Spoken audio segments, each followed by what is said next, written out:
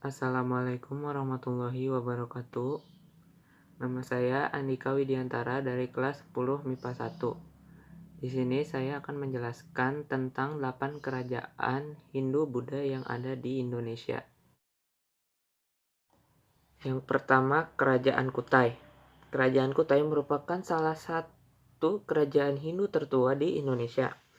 Nama Kutai diambil dari nama tempat ditemukannya prasasti yang menunjukkan eksistensi kerajaan ini.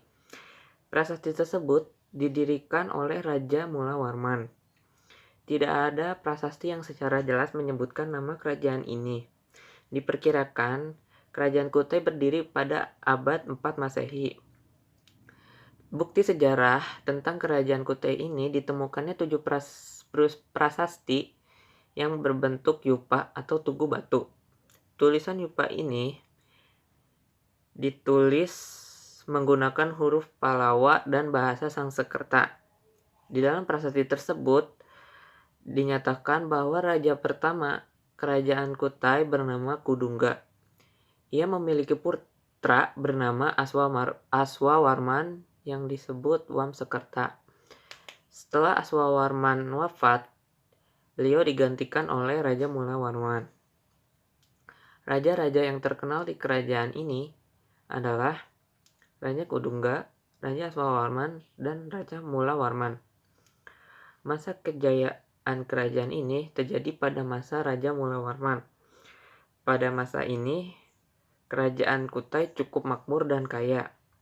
Hal ini ditunjukkan saat Raja Mula Warman mengadakan upacara pengorbanan dan memberikan hadiah atau sedekah kepada kaum Brahma sejumlah 200.000 ekor sapi.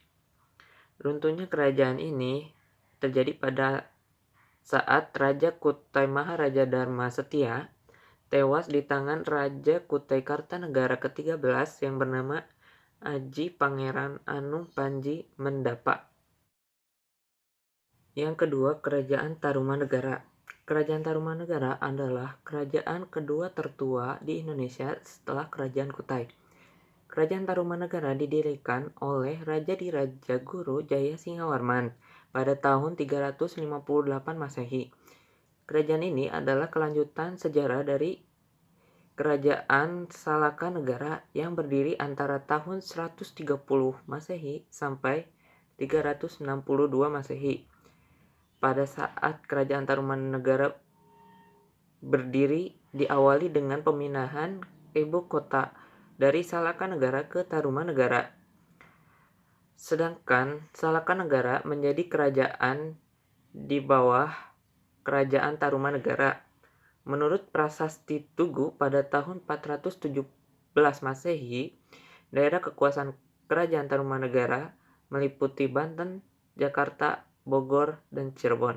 Raja yang terkenal yaitu Raja Jaya Singawarman pada tahun 358 Masehi sampai 382 Masehi, Raja Dharmayawarman pada tahun 382 Masehi sampai 395 Masehi, dan Raja Purnawarman pada tahun 365 Masehi sampai 434 Masehi. Masa kejayaan kerajaan ini terjadi pada masa Raja Purnawarman yang dikenal sebagai raja yang kuat dan bijak. Pada masa pemerintahan Purnawarman, luas kerajaan Tarumanegara diperluas dengan menaklukkan kerajaan yang berada di sekitarnya. Selain itu, Raja Purnawarman juga menyusun pustaka yang berupa undang-undang kerajaan, peraturan angkatan perang, dan siasat perang serta dinasti Warman. Runtuhnya kerajaan ini pada masa Raja Tarusbawa, karena pada saat itu tidak ada kepemimpinan kerajaan ini karena Raja Tarusbawa menginginkan memimpin kerajaan kecilnya. Tidak hanya itu, kerajaan ini runtuh karena adanya gempuran dari beberapa kerajaan di masa lalu, salah satunya Kerajaan Majapahit. Yang ketiga, Kerajaan Medang. Kerajaan ini disebut dengan nama Kerajaan Medang Kamulan, yang merupakan kelanjutan dari kerajaan Mataram yang hancur karena letusan Gunung Merapi. Kemudian salah satu keturunan kerajaan Mataram yang bernama Empu Sindo yang membangun kerajaan Mendang Kamulang dan pendiri dinasti Isana. Nama-nama raja pada kerajaan ini yaitu 1.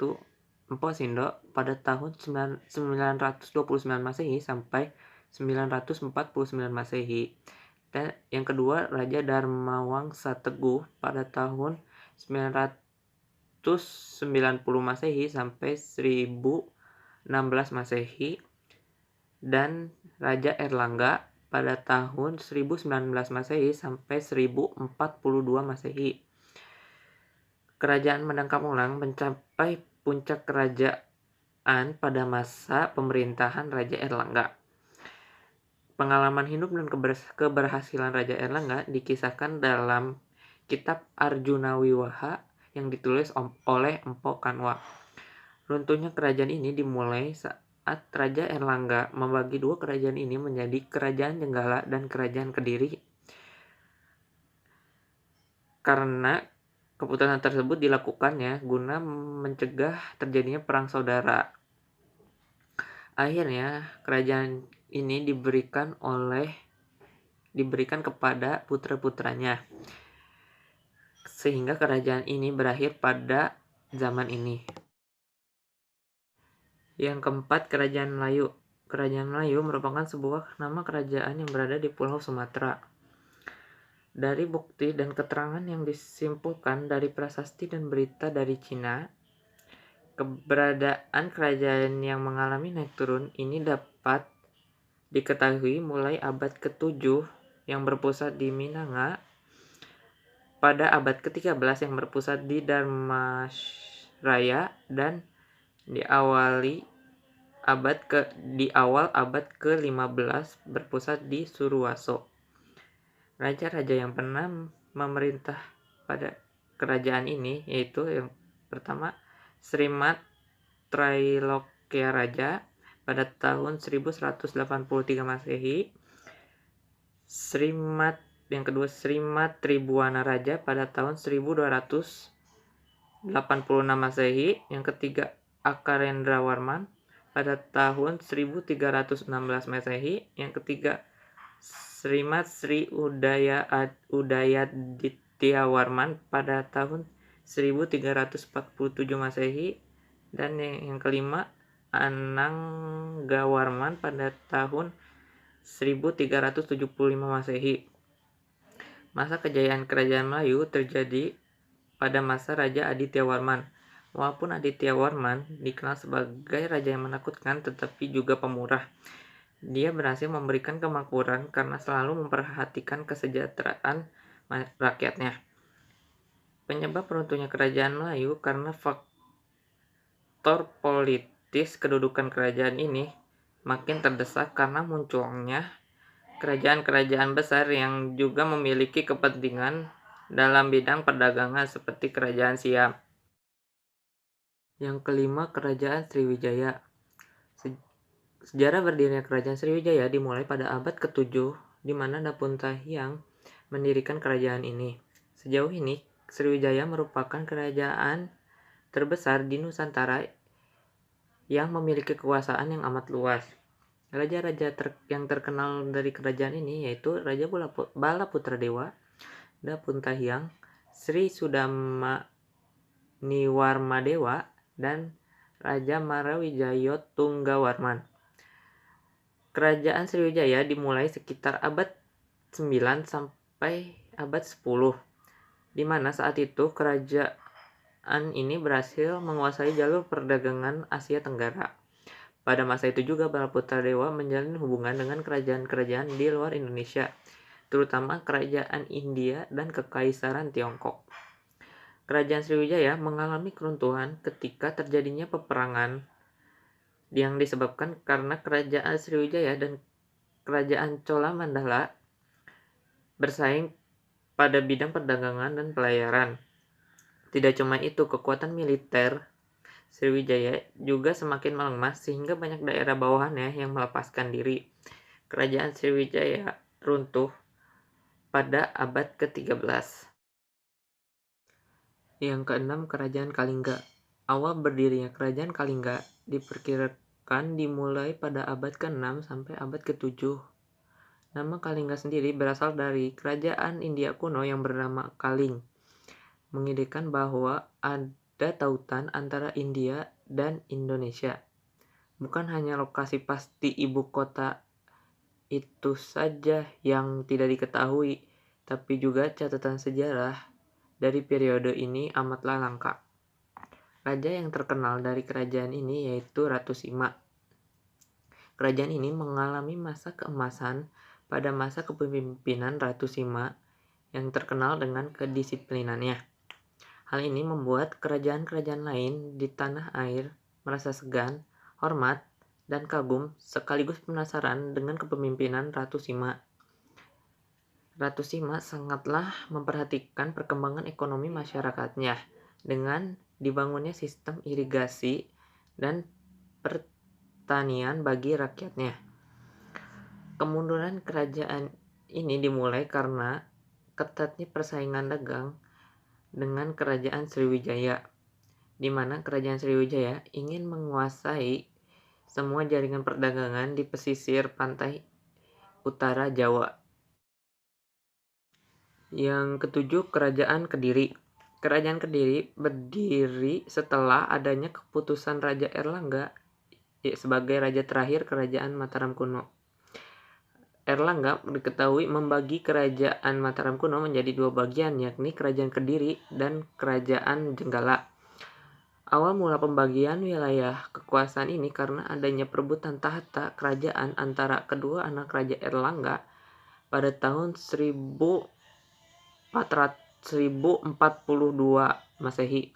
Agar tidak adanya peperangan antar saudara tersebut, Raja Erlangga membagi kerajaannya menjadi dua bagian. Salah satunya Kerajaan Kediri yang diberikan kepada Sri Samarawijaya. Raja yang terkenal pada kerajaan ini yaitu Raja Kameswara, Raja Jayabaya, Raja Sri Gandra, dan Raja Jayakarta. Kerajaan Kediri mencapai puncak kejayaannya saat pemerintahan Jayabaya. Daerah kekuasaannya semakin meluas, dimulai dari Jawa Tengah meluas hingga hampir seluruh Pulau Jawa. Pengaruh Kerajaan Kediri tidak hanya dirasakan di daerah Jawa saja, melainkan hingga ke Pulau Sumatera yang merupakan kekuasaan Kerajaan Sriwijaya. Kediri mengalami kemunduran pada masa kepemimpinan Raja Jayakarta. Kemunduran ini karena adanya pertentangan dengan kaum Brahma yang menganggap Kertajaya telah melanggar agama dan memaksa menyembahnya sebagai dewa. Kaum Brahma meminta perlindungan kepada Ken Arok, seorang aku dari Tumapel. Perselisihan ini semakin memuncak dan ditandai dengan pertempuran di Desa Genter pada tahun 1222 Masehi. Dalam pertempuran ini Kertajaya ditaklukkan oleh Ken Arok. Masa inilah kejayaan Kerajaan Kediri berakhir. Yang ke-8, Kerajaan Bali. Kerajaan Bali berdiri pada abad ke-8. Konon, kerajaan Hindu di Pulau Dewata ini tidak langsung bernama Kerajaan Bali, melainkan Kerajaan Bedahulu. Namun kemudian kerajaan ini tunduk kepada kekuasaan Majapahit. Runtuhnya Kerajaan Majapahit ini kemudian menjadi haji mumpung untuk mengembangkan Kerajaan Bedahulu dengan raja pertamanya Sri Kesari Marwadewa. Raja yang pernah memimpin di kerajaan ini yaitu Sri Kesari Marwadewa, Udayana, Jayapangus, Jayasakti, dan anak bungsu. Terlebih pada masa pemerintahan Udayana, tepat saat Bali kuno mencapai puncak kejayaannya, sistem pemerintahannya telah mengantarkan perekonomian yang lebih baik untuk masyarakat Bali kuno. Pasca Raja Udayana meninggal, kerajaan Bali sudah mendapatkan banyak serangan. Salah satunya yang sangat fatal tidak bisa diantisipasi adalah peperangan dari Majapahit yang dipimpin oleh Mahapati Gajah Mada. Kerajaan Bali berhasil dimasuki dan semuanya dikendalikan oleh Gajah Mada. Hasilnya runtuh sudah kerajaan Bali yang melegenda di Pulau Dewata ini. Cukup sekian yang dapat saya sampaikan, kurang lebihnya mohon maaf. Wassalamualaikum warahmatullahi wabarakatuh.